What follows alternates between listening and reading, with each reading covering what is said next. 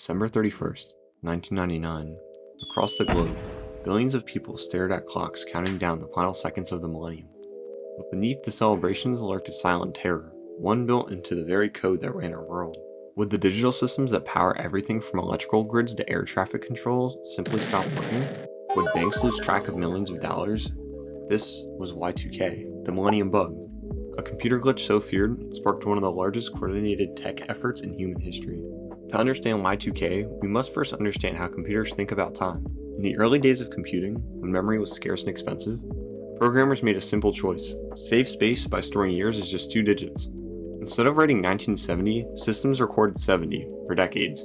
This worked fine, but as the year 2000 approached, a question popped up.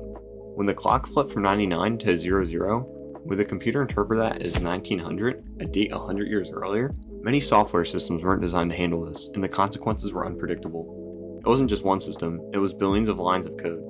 From embedded chips in elevators to air traffic control, everything relied on dates. The problem wasn't obvious at first, but as the 1990s progressed and computers controlled more critical systems, the threat grew. By the mid-90s, a growing number of experts raised alarms. A leaked memo from the US Defense Department warned of potential catastrophic failure of systems.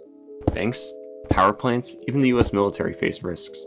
Internationally, governments scrambled to assess their vulnerabilities. Japan, the UK, Canada all launched massive investigations. Companies started testing systems, running simulations, trying to predict the worst-case scenarios. The world responded with urgency, unlike any before. Governments poured money and resources into fixing legacy systems. Businesses hired armies of programmers to hunt down every instance of 2-digit years in the code. In some cases, systems were so old the original programmers were long gone and documentation was scarce.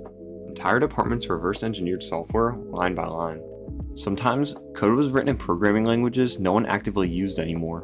Globally, estimates say the total cost reached $600 billion or more.